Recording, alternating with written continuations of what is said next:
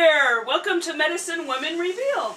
Yes, and I am Brenda Bates, Medicine Woman. And I'm Jen Toffel, Medicine Woman. And we have an apprentice named Scott Bates, but he will be here just momentarily because he is getting his water to do the show. And we came on a couple minutes early, so we're still doing last minute things getting ready for the show. This is our second, not our second attempt, but our second live show, and we began on Friday at 2 p.m. Yes. Eastern Standard Time.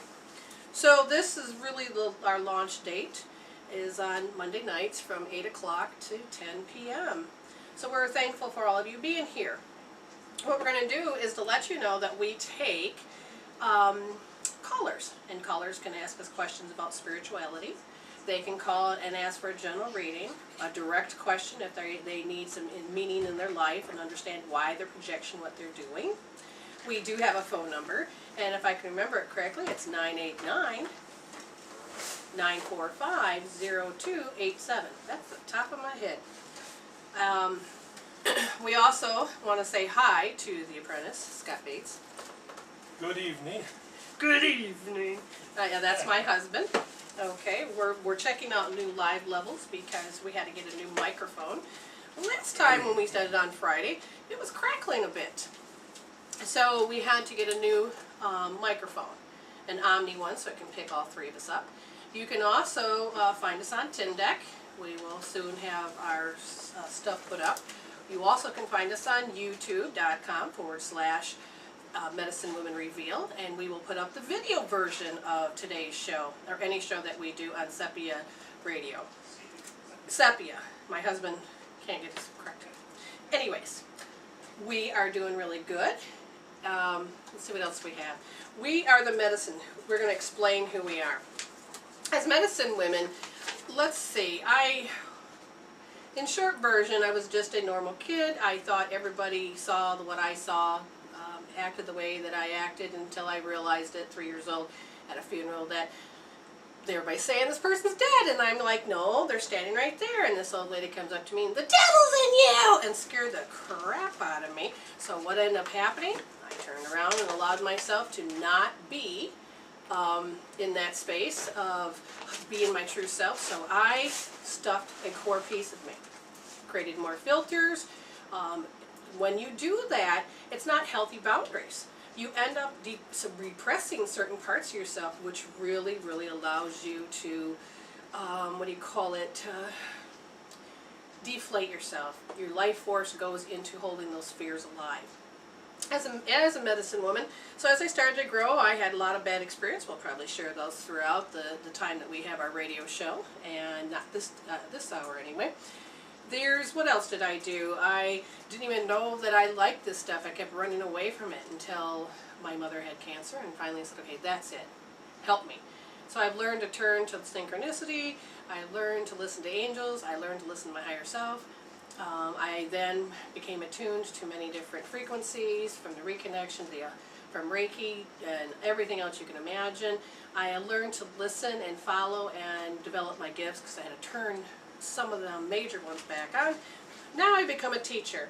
So as the steps of growing, I learned a lot of spiritual practices, and as I learned a lot of spiritual practices, I then started to bring it into the one-on-one sessions to clients. From there, people couldn't afford it, so I heard bring it into a classroom. So I brought it into a classroom.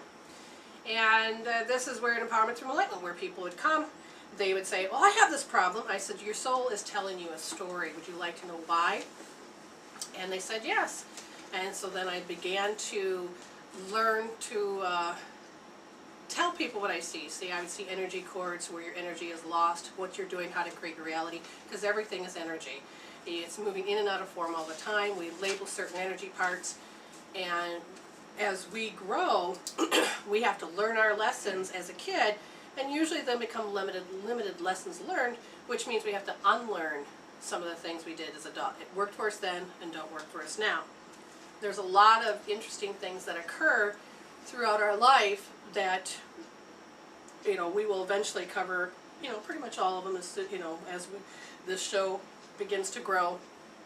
There's many ranges of who we are. I had an adventure, which you'll learn about. I shared some of that on Friday's show, about how I became Medicine Woman.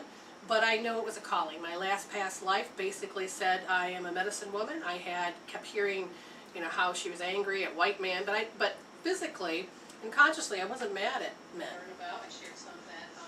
But a part of me, was trying to figure out why was there this, felt like I didn't have justice. And I'm trying to figure out what's going on. I couldn't hear you through my computer. I thought you weren't broadcasting, but then I just Okay. tried yours and it's doing fine. So And all I can tell you is that how many times your body went across the video camera, they're going to think 4 times more than that. Anyways, as far as the adventure went, I just said, okay, if you really want me to do this healing out here, and what ran through me was all of the memories of any time that I had my voice and stood against the church or stood against belief systems, stood against cultures throughout many of my lifetime journeys about my soul. I had been prosecuted in some form or another. I had to heal that foundation of prosecution, because this is the era of time where you don't have to call that in. People still do, but you don't have to. It's not such a great big part of group consciousness. So as I said, okay, if you really want me to be a healer, because I'm a healer first, and you want me to go out and be a teacher and a spiritual leader, then you're going to have my back. The next thing I know, I got a message through my email 2 weeks later that says, hey, become a medicine woman. And I said, oh my gosh, I got to do this. And then a long story short, I ended up getting my medicine woman card, and I looked at it and it says, medicine woman Brenda Bates. And I said, oh my gosh, justice. I didn't even know that that was at my core part of me. But now I feel like everything has come back around and I feel settled. That was the importance part of me, was that I wanted to be able to have my voice without having pitchforks, without having to constantly be at battle and conflict and fight. Now, there's people that like to do all those things, and that's the way of living, but I actually said there's got to be another way, and so I was taught suffering is an option. You don't even have to have conflict if you don't want. Now, that's how I became medicine woman in a nutshell. And Jen, tell me a little bit about you and how come you became medicine woman. Well, you had put the invitation to me at the same time when you were going to That's right. go forward, but I was just not in a place where I was able to do that. That was right when I started selling insurance. That's right. You had to. You weaved out of my life as I was weaving in another direction. That's right. I forgot about that. Very sad moment in my life. I really enjoyed having her in it. Came back to 8 months later. About 9 months later, but then it wasn't. Gosh, it wasn't until. When did I do that? I can't remember. And last summer, a year ago, I think a year ago, I officially became What medicine called you woman. to it? It was the idea that this is a road that I felt just compelled to go down because of being a healing practitioner. Because I've been into this world about 20 years or so. Well, actually my whole life, but really actively engaged the past 20 years as far as understanding different messages. I mean, that's when I got this tarot deck, was 20 years ago. And just, I had these gifts, but I didn't know what to do with them. And then the more and more and more they unfolded, then it just made sense that I just felt that I needed the protection. It's really having the protection and understanding that people have our back as medicine women. Okay. One thing is this, I need you to shut my door so I can see the name on the door. What it is that I'm doing is this medicine band.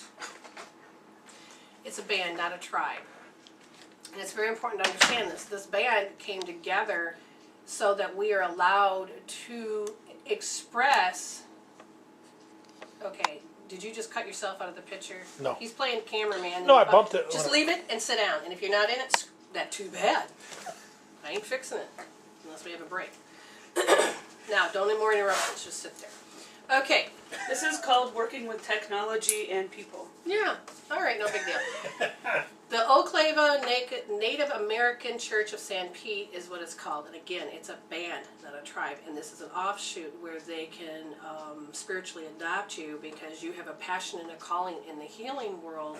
And it is a band that supports you wanting to get into your gifts and to help you come together so that you can start help healing the planet. This is why it was so important. And if you want to learn anything else about it, then you can, no, they changed the name of it.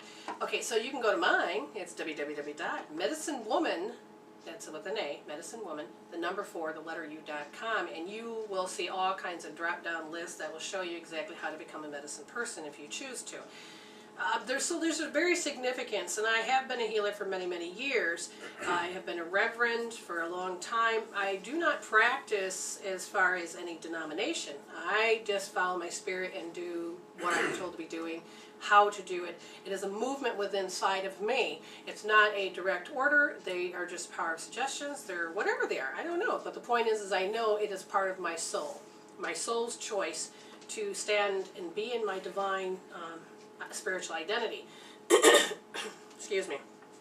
Okay, so as far as who we are, Scott and I have been married for 17 years, going on 18 years, and he has been woke up to this world just the beginning of this year. And so he's trying to play catch up, and he's doing pretty good. He's learning all of the little things in life, the nuances, because what's so important is that we're not pointing out that there's any flaws. We're showing you where you are losing power. And if you don't like a certain area in your life, then we can actually see how it is set up, what needs to be rearranged, and what you need to resolve to evolve. There's closures to things that you didn't know how to process at the time that it happened. And when you are thrown off your center, you end up spinning out, fleeing, and you go into the fight, flight, freeze, whatever it is that you do, it ends up creating your world of who you are and the identities that you attach to. Returning back to your spiritual identity, which is truly who you are, and then your soul is a recorder. Now, what we're going to do during these shows is that we're going to take and listen to people that call in, and if they have a question. Now, a general reading is basically, we take this top surface of the energy of what your soul is doing, because we're soul coaches. We understand what your soul is saying. Your world is sending frequencies and vibration, and we can see the code of what's happening in your world.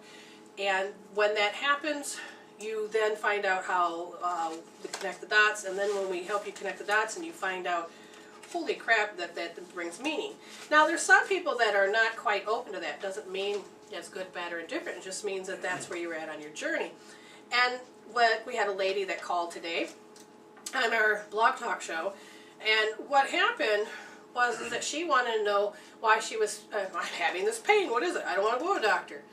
Well, I'm not a doctor per se as far as what the medical community tells you, but being able to give a diagnosis, listen to the symptoms, and give a diagnosis after you would have to come in for an office visit, and we'd have to be a licensed practitioner. But what we can do is we see the energy in the physical, mental, emotional, and spiritual energies. And so she didn't want to hear any of the spiritual aspect or the emotional or mental. She wanted to hear some physical things. So fine. I said, well, I couldn't talk about the energies. I said, your stomach, for one thing, is in great alarm. And she says, well, tell me something I don't know, pretty much. And I was like, well, here's the thing. You need to drink more water. Because she goes, well, I drink when I'm thirsty. I says, you're already dehydrated. You have to get your body, what we forget, to drink. So we have to train ourselves by becoming hungry. And so she says, well, I don't eat, and my stomach creates all this acid. I says, first of all, do you see the pattern? Learn to eat. Create a schedule. She didn't want to hear that either.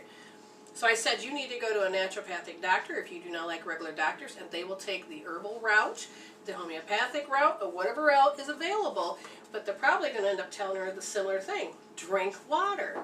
Get on a schedule of eating. And she says, well, there's another reason. And then what it was, and which I will not do because it was power of suggestion, what I saw inside of her was that she was looking for a tumor so she could hold it in somebody's face. Spiritually, what was coming out was that she had to pay somebody. She wanted to make them punish. It's not an adult. It's that younger child that says, I'll show you attitude. But, she didn't want to go that route. She's basically thought it was just too much drama.